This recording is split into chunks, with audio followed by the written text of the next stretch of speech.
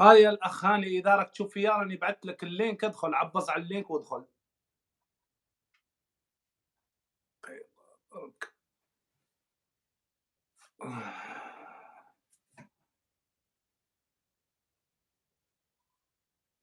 دقيقة.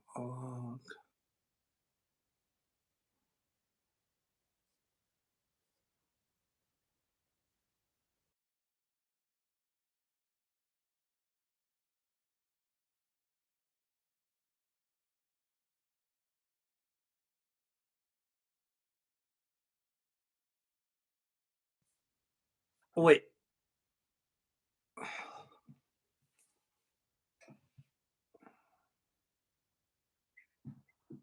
السلام عليكم. السلام ورحمة الله، خويا واش هشام واش اخويا رايك؟ هاني، صافا صافا بيان مليح هشام، خويا لاباس حمزة؟ راك مليح؟ تحياتنا ليك خويا هشام، دقيقة واش برك راك باسكو لاباس؟ مانيش نسمع فيكم. دقيقة برك. نديرو هنا.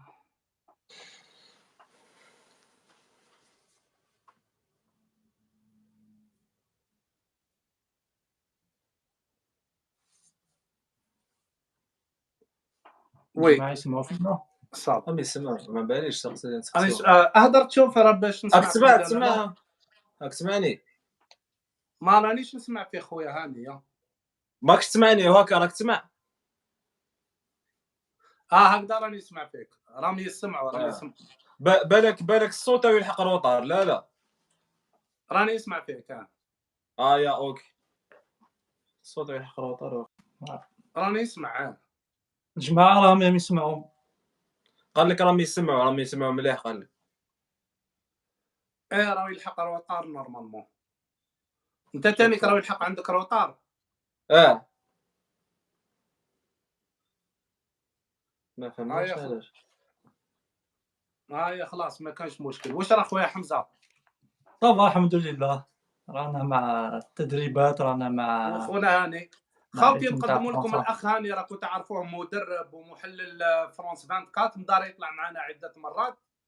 ونقدم لكم ثاني الاخ حمزه، راهو كما نقولوا مدرب كذلك ومحلل في قناه فرانس 24 وسكاي نيوز. دقيقه برك. وي. دوكا نبداو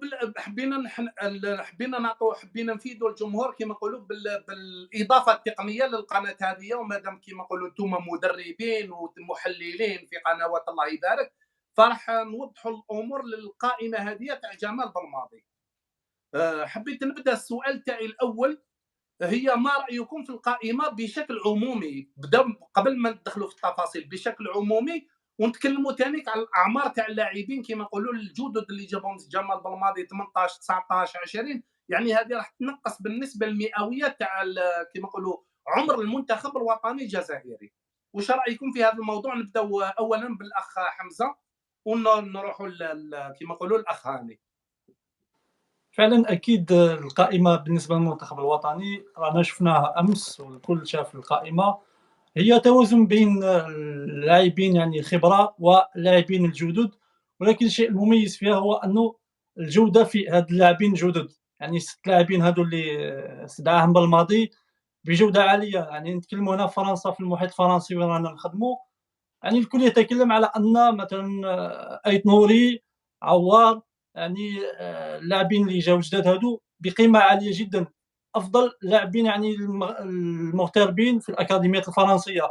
ونحن نعلم بان الاكاديميات الفرنسيه الاقوى حاليا في العالم في التكوين، بحكم عملي في اكاديميه راسين باريس اللي تعتبر من افضل الاكاديميات. يعني شوف العمل على مستوى والحصول على هاد اللاعبين راح يعطي اضافه كبيره للمنتخب. فعلا احنا كنا نبحثوا على التغيير واجل اعطاء يعني نفس جديد وخلق منافسه، ولكن الشيء المميز قلنا انه في التغيير هذا انه تغيير بنوعيه ذات مستوى عالي اللي راح يرفع من مستوى المنتخب الوطني. نظن بان بالماضي نجح جيدا، لان كاين قاعده تسمى هيكله النادي. هيكله النادي هي انك تحافظ على الركائز في الخطوط الثلاث. حنا عندنا 3 خطوط: خط الدفاع، الوسط والهجوم، يعني على الاقل يكون لاعب من الخبره في خط من الخطوط، وهذا ما يسمى الهيكله. وبعدين انت لما تلاحظ ان هنالك نقص او محاوله من اجل خلق منافسه في منصب ما، تحضر مثلا ايت نوري تضعه مع بن سبعيني من اجل انه بن سبعيني قدم افضل، لان نعرف بن سبعيني الامكانيات اللي يملكها يقدر يقدم اكثر مما يقدمه الان. ونشوفوا بن سبعيني تاع 2019، لان في 2019 لما جاء كانت هنالك منافسه وحب يفرض نفسه، وبالتالي شفنا بن سبعيني في كاس افريقيا قدم احد افضل المستويات. الان بقدوم ايت نوري وحجام اللي كان هنا في اف سي باري نعرفوه مليح، لاعب اللي راح يشعل المنافسه على الجهه اليسرى، راح تكون يعني مستوى عالي جدا سواء في العمل الدفاعي او في التنشيط الهجومي. لذلك عموما انا نرى بان ما قام به بالماضي صحيح ربما متاخر قليلا، ولكن الان التاخر هذا كان في مصلحتنا، كما يقولوا الشغل بالدرجه الشغل المليح يطول، وجاب لنا افضل يعني المواهب اللي موجوده في الاكاديميات الفرنسيه والاوروبيه، وباذن الله سنعود الى الساحه وسنعود الى القمه ان شاء الله. نقدم الكلمه للاخ هاني على القائمه بشكل عمومي قبل ما ندخلوا في التفاصيل، واعمار اللاعبين واش هو الدور الكبير اللي راح يلعب في كما يقولوا تقليص عمر المنتخب الوطني الجزائري. علاش كش ما خلالي حمزه نهضر؟ معليش كل واحد والراي صراحه تاعو. نهضر كامل الفكره اللي كانت في راسي كامل نهضرها، بصح نزيدوا نهضروا شويه. هو المنتخب الوطني هذا واش دار بالماضي واش دار زفيسف خاصه في الحضور والفرنسا وتواجده بفرنسا لاقناع هاد اللاعبين اللي هادو يعتبروا من ابرز اللاعبين في البطوله الفرنسيه. وصراحه ما كنتش نستنى انه بوعناني يجي في هذا السن مثلا 18 سنه نشوفوه في المنتخب الوطني الجزائري، ولا نشوفوا حجام في سن 19 سنه رفضوا الاثنان، رفضوا المنتخب الفرنسي. وحتى ايضا لاعب شعيبي 20 سنه رفض المنتخب الفرنسي. هذه سابقه 3 لاعبين يرفضوا المنتخب الفرنسي ويجوا المنتخب الجزائري. صراحه هذه تحسب للاتحاديه. الاتحاديه قامت نشوف باللي عمل كبير، لانه حافظت على الركائز احسن اللاعبين في المنتخب الوطني، رياض محرز وبن ناصر. يعني ما قمناش بهذاك التغيير اللي درناه في 2017 ولا 2018 لما تغيرت كامل الفرقه وجبنا لاعبين محليين وبدينا نخلطوا هكاك. لا لازم دائما تخلي الركائز، لانه هما اللي يقدروا يفيدوا الشباب. وشاهدنا حتى في استقدام اللاعبين كان عندهم دور، كما سليماني، كما كان عنده دور في استقدام عوار، كما بوداوي، اللاعبين تاع نيس كانوا عندهم دور في استقدام بوعناني. عده لاعبين كانوا يساهموا، وهادو ما راح يسهلوا مادام لعبوا مع اللاعبين راح يسهلوا لهم المأموريه في المنتخب الوطني باش يكون التواجد تاعهم باش يتاقلموا بسرعه، وراح تخلق المنافسه. لانه هذا اللي افتقدناه في المواسم الاخيره، لانه المنتخب الوطني لما كاين المنافسه في 2019 فزنا بكاس افريقيا، وكان حماس كبير في المنتخب الوطني عند اللاعبين، عند كامل اللاعبين كان عندهم حماس كبير واداء كبير في الملعب ونسق عالي، كانوا كامل يمدوا مليح. لكن لما شاهدنا نفس التشكيله 3 سنوات و4 سنوات لازم نقولوها عادي.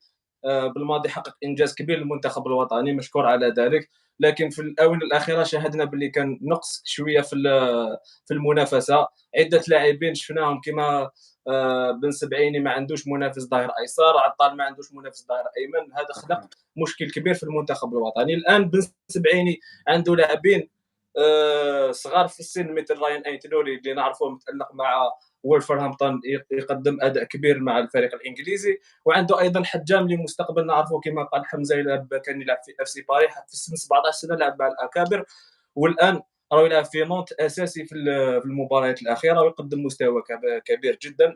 عنده مازال يزيد يتطور ومازال يزيد يتعلم. هذه اللي راح تخلي بن سبعيني ربما يرزان، لانه يشوف عنده منافسه، اي خطا يقدر يؤديك للابعاد. نعم، وهادو نكمل برك اضافه، هادو اللي نعتبروهم مستقبل كما قلنا، لان السنوات كلها 18 20 19 سنه 22 سنه حتى 24 سنه مازال لهم 10 سنوات على الاقل يلعبوا مع المنتخب. وي على حسب ما فهمت من الكلام تاعكم انتم الاثنين انه كعموم القائمه انها متوازنه من ناحيه انه يخلي بعض الركائز اللي ضروري انه يخليهم ما يعملش تغيير جذري مباشره كما يقولوا باش ما يضيعش الهويه تاع المنتخب الوطني، باش كما يقولوا ما يضيعش ما يروحش في كما يقولوا في يعني توجهات اللي تقدر تزعزع طريقه اللعب تاعو، وحتى انها تقدر تجيب بالسلبي على المنتخب الوطني، رغم ان اللاعبين عندهم امكانيات. ضروري جدا انه يخلي بعض الركائز باش يحدث توازن في المنتخب الوطني الجزائري. هذا السؤال الاول، بارك الله فيكم على الجواب، وكان عندكم تقريبا نفس التفكير او كما نقولوا نفس وجهه النظر. ندخلوا في السؤال الثاني وبعد ندخلوا كما نقولوا باش نتكلموا على الخطط تاع جمال بلماضي وما شابهه كما نقولوا على اللاعبين الجدد بالضبط. هناك جدل حول تواجد بعض الكوادر في المنتخب الوطني الجزائري، مثل باريزومبل بلايلي، مثل باريزومبل عيسى مندي اللي كما نقولوا راهو يدخل دائما ما يدخلش اساسي، واستبعاد او ما نقولوش استبعاد لان اكيد ما راحش يكون استبعاد الى الابد، ولكن في هذه القائمه بالضبط هي بن رحمه. ما على باليش اي واش السبب، لان جمال بلماضي ممكن يوضح لنا وتكون كانت اسباب يعني ضروريه اللي ممكن هو كان في القائمه وفي اخر لحظه صار امر اللي خلاه يستبعده.